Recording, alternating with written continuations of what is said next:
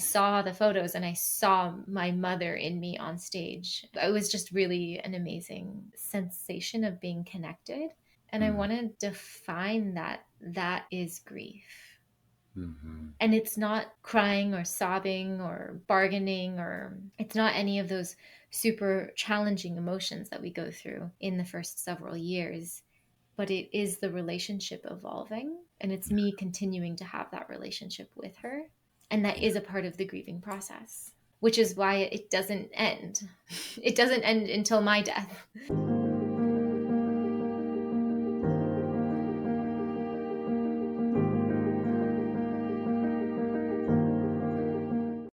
Hello, and welcome back to another episode of Full-Time Grievers. Yeah. So glad we're here and getting a chance to dive into the topic that we have this time. Yeah, so today our topic is full-time grievers. Yeah. We're going to go into why we, Nathan and I, identify as full-time grievers, which gave birth to the name of this show, and what that might look like for other people out there. Yeah. So we're going completely meta today. Super meta. Yeah. I want to start with a little story. Actually, 2 days ago, I went to an in-person grief support group, and I'm about 3 years out from my most recent acute case of grief, of the person dying. And I thought to myself before signing up to go, oh, everyone here is probably going to have lost someone in the last 6 months, and I'm probably not going to have much in common with them. And I was really, really surprised to find that my grief case, being 3 years out from the person's death, was actually the most recent in the entire room. Oh, wow. And the furthest out in the entire room was someone who was 14 years out. And then it hit me, oh, right, that's right, full-time grievers. This doesn't stop, it just changes and evolves. Yeah. I think that's such a great place to start. Thank you so much. Yeah, I think that is an important part of this concept of full-time grievers, is that it continues on. Like there's the initial loss, and then there's how we initially respond or react to the loss, and then there's how we learn to live with the loss, and then how we continue on beyond that as our relationship to the loss changes. So that's, I think, such an important part of this concept of full-time grievers. It's not just like with the name. I think full-time grievers, it automatically transmits this notion of we're doing it all the time. And I think there is an element of that we want to talk about. But this is another piece that I think is really important, of just the arc of our relationship with the grieving that we're doing. Yeah, I think that at first in grieving, it absolutely is a beyond full-time 120-hour per week job, just the act of grieving. Right. And as it evolves, people think, okay, I'm done with it, but it keeps revisiting you. And then it just eventually gets to a point where it's just a part of, it's kind of like your full-time job in the background at all times. Yeah. And there's moments where you forget about it. But then when you remember, you realize it's always there. Yeah. And that's not to be ominous or haunting, but it's rather to actually honor what is, because so much of society is suppressing it and not talking about it and pushing it down. So we want to bring it up because it's there. Okay, yeah. So that gets into another really important thing, a part of full-time grieving, I think, which is it's always there, right? And our interaction, our experience of it in the beginning is much more intense, much more interface. I love the way you put it, 120 hours a week work. And I think that's that period where it's so important to just like really take care of our basics, right? Make sure that if we can, we're getting enough sleep. If we can, we're getting enough food. If we can, we're getting enough water. If we can, we're getting some movement. But really going to basics, because the process of the grieving just takes up that much of the bandwidth of from everything else we're doing. But then, like you're saying, as we go a little further, or as we get a little further from the initial event, for some folks, there's a threshold after whatever events may have been created for the passage. And then for others, there's another thresholds, at 6 months or a year or at the first birthday or, even second birthday of the person we've lost after they've gone, right? These other Mhm. thresholds we cross through where the grief kind of comes back up into our awareness much more viscerally. But like you're saying, even in between these threshold times, there's a way in which, especially if we tune into it or there's moments where it's brought back to our awareness, we recognize it's just there all the time. Mhm. It reminds me a little of when we talked about the waves of grief, and we just live at the ocean now. We live at the Yeah. shore. Yeah. Really striking to me that you were, let's just say, the youngest griever in the room. I was the youngest in my age, and I Okay, was so the youngest in my most recent yeah, I'm double youngest. okay, so because since you're from this perspective of the doubly youngest griever in the room, did you have a sense that the other folks who have been there longer still had this relationship of it being this kind of full-time thing or thing that's daily for them or weekly for them or ongoing for them? Yeah. Oh, okay. Yeah. Yeah, it seemed like there was a really strong connection to the deceased persons, that everyone still retained a really strong connection to the deceased person, and that had evolved over time, and that some of them were kind of going in and out of all the different emotions still. There was one Mm. person there who was, I think, about 7 years out, and she was using the space to work through guilt still. Mm. And when you think of guilt as one of the 5 stages of grief, which we previously debunked doesn't Yeah. exist, someone who subscribes to that would say, "Oh, you're supposed to have gone through that." Mm-hmm. But no, it was still coming up for her 7 years later. I can relate to that. Yeah. Yeah. Yes. So there's something that you brought up there that's really striking for me, and it's that attachment to the person that they've lost and the way that they have maintained that ongoing piece of the attachment. Mm-hmm. I think of that as another important piece of the full-time grieving is where, in some circles, there's this idea of you're supposed to grieve and then you go to the funeral and then you let go of that person and they're just gone. You're just done interacting with them for now. And for many of us, that's really not the experience that we have when we lose someone. And it reminds me of that interesting research in the grieving brain where they talk about complicated grief. And where one of the interesting things they find in complicated grief is that one of the reward centers in the brain of people who have complicated grief is more activated around thoughts of their loved one or lost loved one than people who don't have complicated grief. And it's invited this kind of thinking for me that what we call complicated grief might just be really attached grieving. Uh-huh. And the maintenance or the continuance of our brains receiving a reward by being in attachment with our person, even though they're gone, invites this prolonging or complication of the more normal grieving process. How does that resonate with you, that kind of idea? That's new information to me, so I'm still digesting it. That's really fascinating. I think I need a little more time to chew on it, though.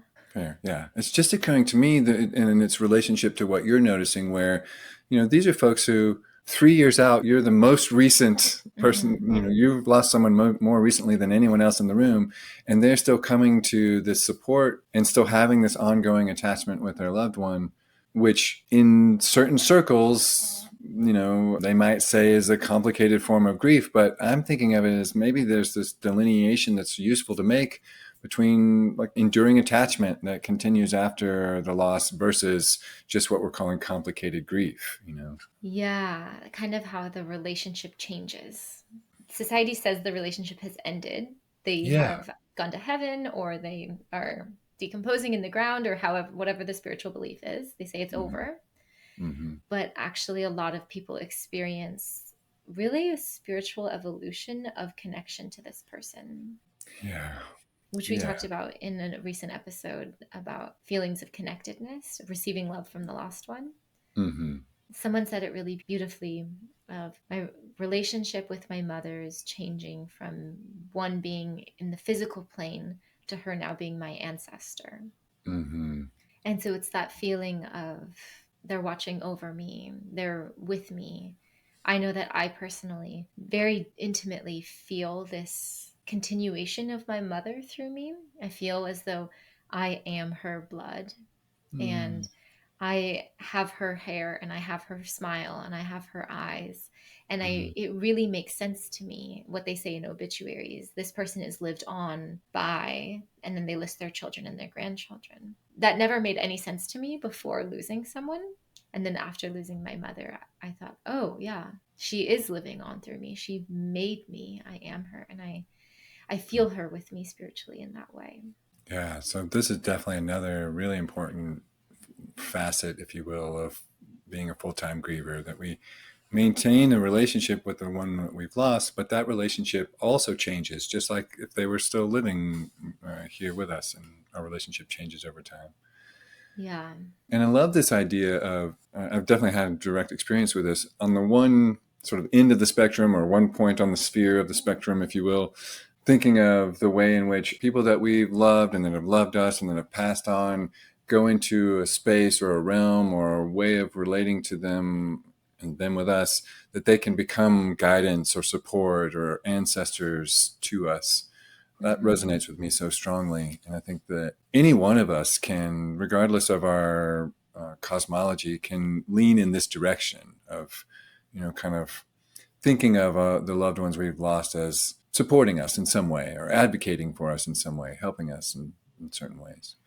I also think another point on that spectrum, if you will, that's of interest and definitely goes into my thinking around how the relationship can continue and change in this full-time grieving paradigm is just like continuing to look for mundane signs, of the one that we've loved. We talked a little bit about that in the being open to the love of the ones we've lost, and or continuing to like relate with him in somewhat mundane ways. Like, I just have a couple of examples from my own, and I'd love to hear if you have some too.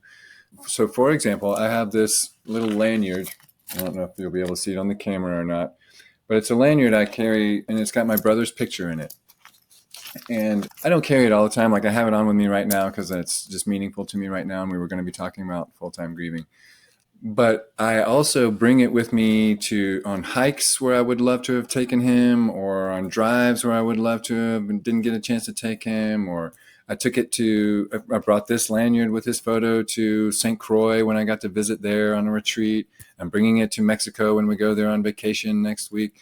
And I'm thinking of it as a way of like getting to just share that energy with him too, even though, he's not around. He's not literally going with me. And I'm also doing it in lieu of, at this stage, because I don't have the ashes to do it with, like I would spread his ashes at different places if and when I have those to do that with.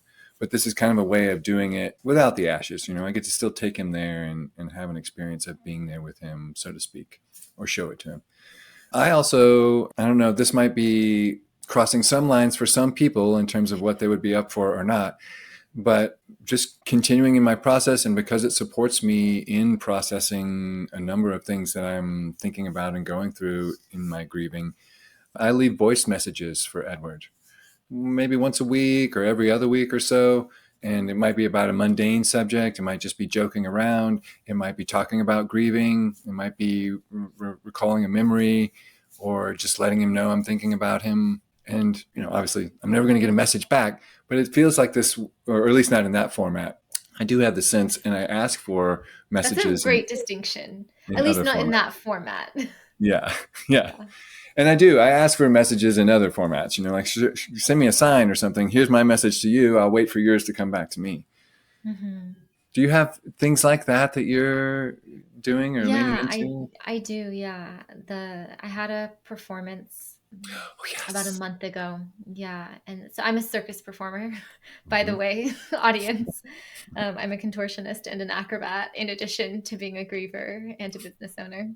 So I had a circus performance, and my aunt had recently given me a shawl that was my mother's, and I was under the impression that I had already gone through all of my mother's things and had already taken what I wanted and let go of what I didn't need. And so this came as quite a lovely surprise 9 years after her passing, to receive something from hers that was hers. And my mother was my first ever teacher of the performing arts. She was a professional pianist. She was a master of classical piano. And so I would fall asleep as a young girl watching her piano recitals in those little folding theater seats that are really springy. Mm-hmm. And so I wore her sparkly shawl that my aunt had given me as a part of my costume that night. And it was really, really special and really significant to me, as though I was bringing a piece of her onto stage with me. And I kind of just had this feeling like I needed to wear it, and I didn't know why. And then when I got the photos back from after the show, I saw the photos and I saw my mother in me on stage. It was just really an amazing sensation of being connected. And I want to define that is grief. Mm-hmm. And it's not crying or sobbing or bargaining, or it's not any of those super challenging emotions that we go through in the first several years, but it is the relationship evolving, and it's me continuing to have that relationship with her. And that Yeah. is a part of the grieving process, which is why it doesn't end. It doesn't end until my death. Right. Then my relationship with her, of me being in the physical and her not, will end, because I won't be in the physical anymore. Yeah, that's right. I think that's a great way to put it too. Like there's this sense of all the times or ways and stages at which we're supposed to like quit the grieving and just be done and like move on, forget about your loved one and just stop doing that. But I love this way, this context that you're bringing it into, that because your mom's passed and you haven't, there's this tension in the relationship that isn't going to be resolved until you're both on the same side of that veil, so to speak. Mm-hmm. And that I think is another piece of the full-time grieving, like giving ourselves room to recognize that, sure, we live at the shore now, like if you want to enjoy that metaphor, but also this piece of thing that has happened in the relationship that can't be resolved until there's no longer this distance between, here in time and space and wherever they are. Mm-hmm. I love that. I love the way that you brought that in. I was recently rereading a journal from the time of my acute grief, the first few months after my mother had passed. And I wrote in my journal, "This pain is too difficult to bear. How can I possibly live the rest of my life without her?" And I was 21 when she passed away. So the rest of my life was a dauntingly long amount of time to live without her. And it's fascinating now, being 9 years out from her passing, realizing that I'm not living it without her. It's just a different way that we're living it together. And someone in my family recently posted the 10-year anniversary of her mother's passing. And this is someone who is in her late 60s, and her mother died of like a ripe old age of 93. And she's still super sad that her mother passed away. And someone commented on that post, who was also in their late 60s, "I miss my mother so much. She died when I was 20." Oof. In that post, I saw, oh, okay, this woman lost her mother when she was in her 20s. Now she's in her 60s and she still misses her every day. Yeah. And I think that's actually a really important piece I want to make sure that we touch on too, in terms of the full-time griever persona, if you will. Part of why we're using that terminology is to advocate for people who have this very experience, right? That's Mm-hmm. normal. That's Mm-hmm. natural. We should have room for that kind of experience. Yeah. And in a lot of ways, that feels really counterculture of the current talk that's going on about grief. When I was grieving my mother initially, I watched a video which said that according to the DSM, you're allowed 6 months of grieving. Darn. and, and I was like, what? It's barely There's no started at six there's no months. way this is going away in 6 months. Like, who came up with that? Yeah. I Oh, hope it has changed since then. That was a long time ago that happened. But yes. So advocating for more room for yeah. grievers, not just like in your daily process, where it might take up a lot of your day, but also over the course of your life where you might continue on for a long time, your relationship with not just the person that you've lost, but with the grieving that you're doing. Mm-hmm. This episode is brought to you by the Center for Emotional Education and Sacramento Reiki Center, where we support full-time grievers every day. Many of our clients have tried everything and it still hasn't been enough. After our work together, they gain the tools and skills that they need to navigate their grief on their own. You can get more information at sacramentoreikicenter.com and centerforoemotionaleducation.com. I want to come back to the way you talked about it was like really setting this beautiful stage of how there's this more intense experience with the grieving, and it's more of a full-time occupation that there's seems like there's no other thing in the world for a period. And then, we essentially, as we acculturate to it, as we get used to what's happening in our brain and this new learning that we're doing and the stress around it, it becomes less of a like 120 hours a week job, but still like it's ongoing. It's continuing on through us. And sort of circle back to that for just to reemphasize that whether it looks like, on a particular day that you're doing grieving or not, and then, like, you might have a day where you forget, you might have days where you're like feeling really great. You might have days where you're like, okay, I think I'm in a different place with this grief now. Okay, maybe it's not going to bother me as much as it has been until the next wave comes. I think it's still useful to hold ourselves in the tenderness and the compassion of someone who's still, this is what it looks like today, but still in the process of coming to terms with this grieving, and allowing it to move through us. Yeah, I think that one of the silliest things about humans is that when we are experiencing an emotion, it feels like the only emotion we will ever get to experience for the rest of our lives. Hmm. And I think a huge part of just growing up in general, and especially with grieving, is the acknowledgement that emotions are waves, that they come and they move through us and then they go. Hmm. And that on the joyful days, in between the hard days, that's not forever, which Right. sounds kind of hard to really swallow, but it means that the same is true, that on the really, really hard days, that's also not forever. And Yeah. that it's about learning to move with grace through that contrast. Yeah. Yeah. As opposed to getting overly attached. And also, when a grieving person has their first couple or 100 of good days after the grief, it's really, really common to feel guilty for being happy. Mm-hmm. And I also just want to name that it's okay to be happy, and it's okay to feel guilty about being happy. Yes. And it's normal to feel guilty about being happy. Yeah. And the thought there is that, oh, if I'm happy, what does that mean about how much I loved them? Right. I want to distinguish that you can be happy and you still can love them just as much. You don't need to be sad to prove your love for them. Yeah.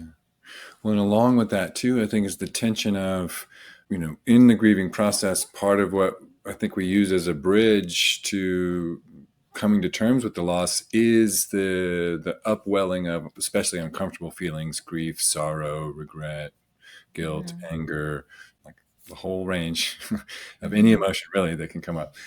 But it's like the upwelling is happening so viscerally, so intensely that it's obvious.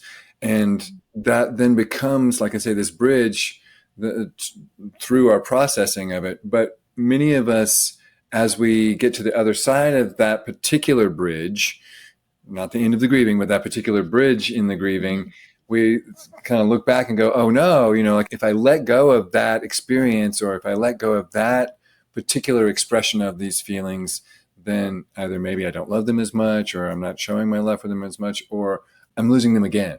Like this is, for some of us, the pain and the hurt around the loss is what we then have left of the person for a while. And so we can easily kind of trick ourselves into thinking of, if we have a good day or several good days, or, if we just start having better feeling days, that we've abandoned our loved one or the love that we have for them. Really glad you brought that up. I guess I'm also wondering, like, for you, were there places along your grieving journey, and you have some great example, like you have a wealth of experience now, what it's like to be in a 9-year grieving process and what it's like to be in a 3-year grieving process. And we haven't even talked about other grieving processes that might be between and Yeah, there's more. Right. There's more. But with those two, and even the others that you're navigating as models, I'm wondering, like, have there been places or times in your own grieving experience where you have tried to talk your own self out of doing this anymore, so to speak? No, there hasn't. I love that. I really fully pretty surrender to grief. Hmm. And I have found for myself that, okay, so yes, there will be days where I avoid the grief because I don't want to deal with it that day. Which is perfectly okay, by the way, everyone. But when that happens, it manifests as constriction in my body.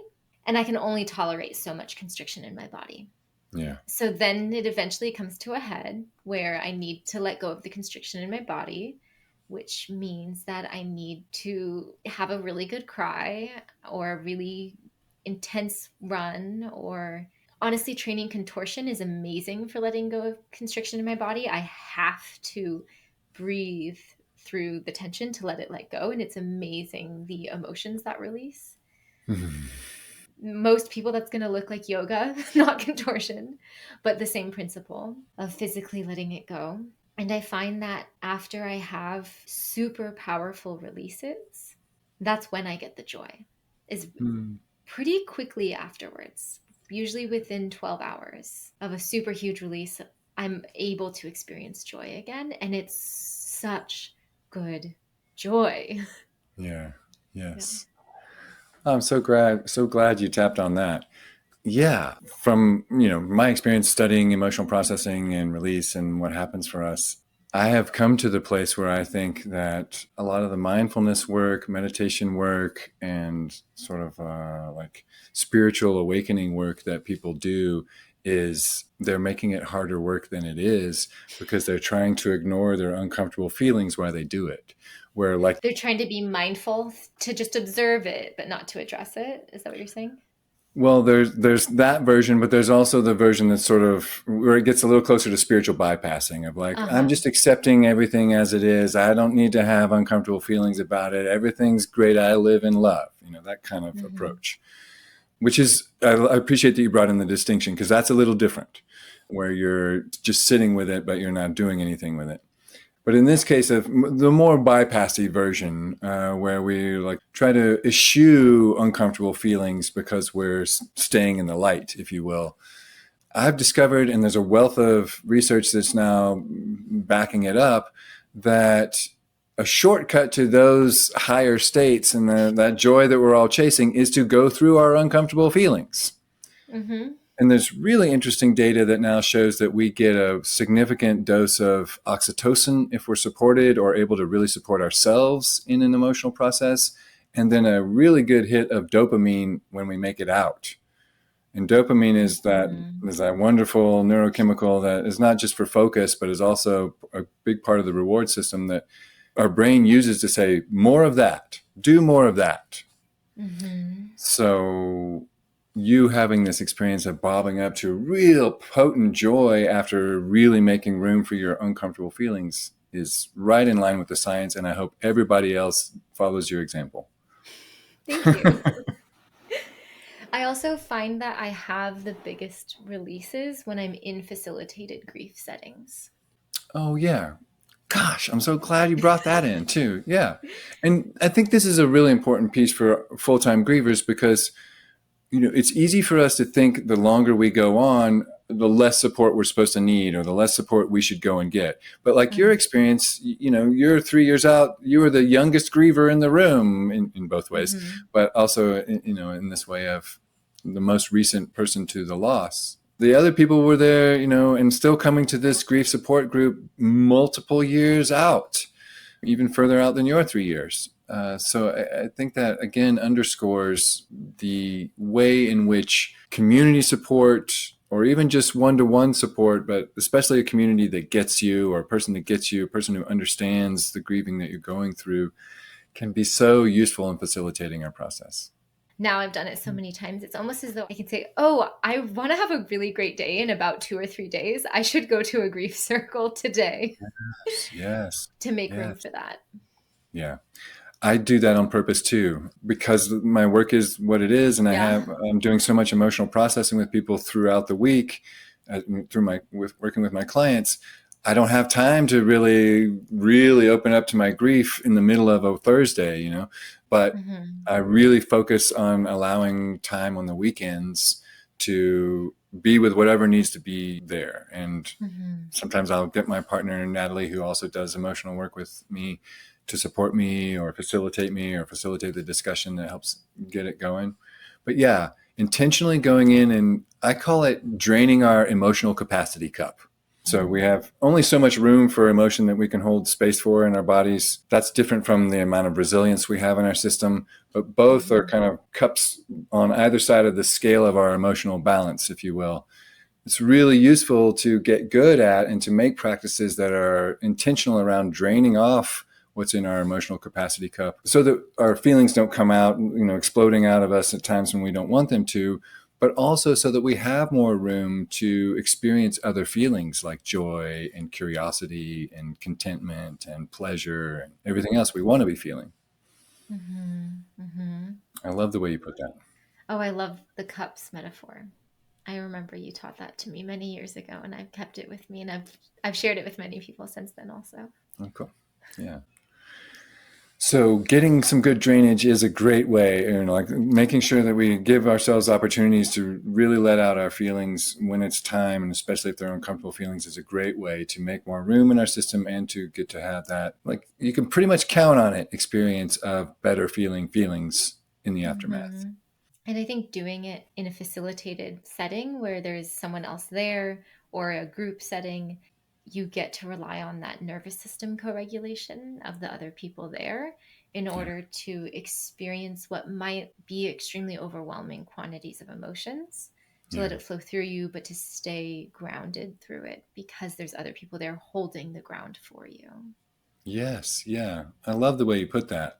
I think of that as like if we have our own emotional capacity cup, if we go to a group, then we have network capacity because there's all the other cups in the room that can help hold space for the feelings that we're processing. Network capacity cups. I love that. Yeah. Oh, that's such a beautiful extension of the metaphor. Yeah. Yeah. In hearing you share about your experience with it, it reminds me too of what Francis Weller talks about in The Wild Edge of Sorrow, where grief has always been communal. There's always this shared aspect, and it's really important to have ceremonies and group settings where we can come together and work on grief. And it's also important to have those moments away where we're on our own and maybe we're like just sitting with it by ourselves, or we're navigating what it's like to be with it on our own, or even if that's in between group setting or facilitated opportunities, so that we make room for the fullness of the grieving process that we're in. The sort of little things or the very personal or the intimate moments that come up that need room, and we need to be the one facilitating ourselves in them, as well as the sort of like bigger releases or networked releases that are highly useful for us as well. Mm-hmm. Mm-hmm. Yeah, we need both. But most people only ever get the solo end of it. Right. And they may not even facilitate themselves very much there. So they're not even getting a whole lot of even self Mm-hmm. support. So yeah, I think really the emphasis isn't just on one or the other, or hey, I like that you're focusing on do get some support, because if you're not getting any, then that really is the right place to put the emphasis. But in Mm-hmm. this sort of full-time grieving context, give yourself room for both. And Yeah. I think it's a very beautiful way to be with ourselves, and it's not something that we're taught, is to sometimes in facilitating ourselves or being with ourselves, to actually think of ourselves as and treat ourselves and even talk to ourselves as someone else. Like, I hear that you're really struggling with the grief right now. Do you want to tell me more about it? And like actually be a Mm-hmm. facilitator for ourselves. And we can Mm-hmm. be journaling if we need to, if that's the way to get it out, or just talking it. We can record ourselves doing it if we prefer to do it that way. But just giving ourselves this opportunity to be both the one doing the processing and releasing and one supporting ourselves doing that, and kind of going back and forth in those roles. I think something that inherently does is it invites in more self empathy, Yeah. which can kind of mute the self critic.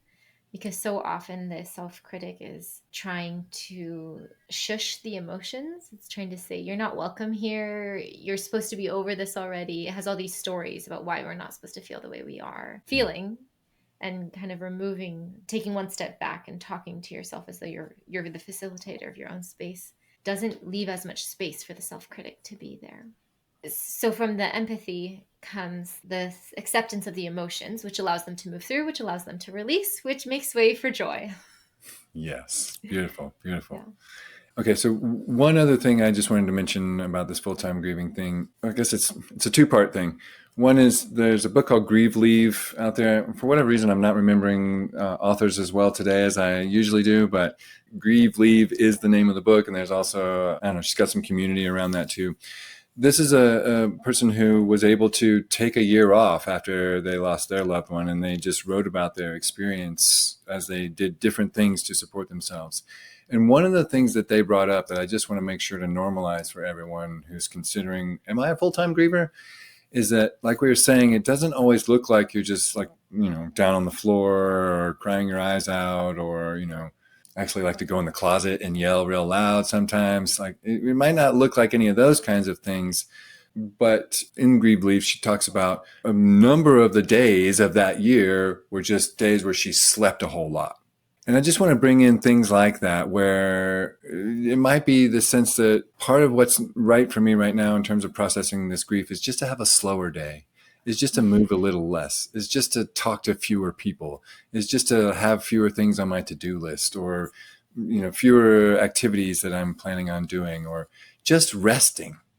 Mm-hmm. And giving ourselves permission and room to do that, even if it doesn't look like active grieving, and even if it doesn't look like getting on with life, but recognizing that those, because of the energy output of grief and grieving, we need more time to rest, and allowing ourselves to accept that that's sometimes what our grieving process will look like too. And I want to couple that with the notion, I think we brought into another conversation that we had, of the year amongst the ashes. Francis Weller talks about it. I think Mary Frances O'Connor in The Grieving Brain also talks about it. It's attributed to certain Scandinavian cultures. I don't know if it was more widespread, probably was.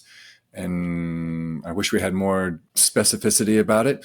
But the idea is that amongst these longhouse clans, cultures, groups, they would have these big fireplaces, and they all lived in the longhouse together. And if there was someone who had lost someone recently, they were then allowed to pretty much only be focused on tending the fire in the hearth. And up to a year, they would spend amongst the ashes. And I just want to bring back that kind of thinking, in that, these ancient cultures who, much of our spirituality and religion actually came from how we first started to think about what happens to our loved ones when they die. And some of our earliest rituals are around caring for loved ones after they've died. And so thinking about the technology that people who are that in touch with death had, of taking this year to just be focused on tending the fire instead of all the other things you might do for the community, I think it's worth at least sitting with what that might mean for us in a modern context or a contemporary context. Most of us can't take a year off or do grieve leave, although I wish that was a thing. But to whatever degree we're able to, I think thinking of ourselves as needing this period of time with just less going on, because our system is going through all the things it needs to go through around this loss, is just a really useful context to hold. It's very counterculture also. Mm-hmm. It's very counter productivity, busy, Mm-hmm. always needing to accomplish, always needing to have something to prove for what you did with your time culture that we are so entrenched in. Yeah, really, really beneficial to. So it's going to take a lot of unconditioning for people to even give themselves that permission to do that. Yeah. And a Yeah. lot of self compassion. Yeah. And a lot of really good boundaries to say no. Yes. And a lot of courage to ask for support. Mm-hmm. And maybe just a little bit of a rebellious spirit. Yeah. To be, like giving yourself that radical room, that radical acceptance. Radical acceptance. I love that. So, to all those listening out there, you have permission to grieve for the rest of your life. Yeah. However it looks for you, and however you're doing it day in and day out, If you need someone to give you permission other than yourself, please receive it from us. Permission granted. That's right. Yeah, because we're doing it. Yeah. You can join the club. Welcome. Hey, thanks for listening to Full-Time Grievers. Please like this video, subscribe, and hit that notification bell so you find out when we release the next episode. If you have thoughts or questions about what we shared, please leave them in the comments below. And if this episode made you think of someone, we invite you to send it to them. They could probably use it. Also, don't forget to get your free Receiving Support While Grieving guide in the show notes below.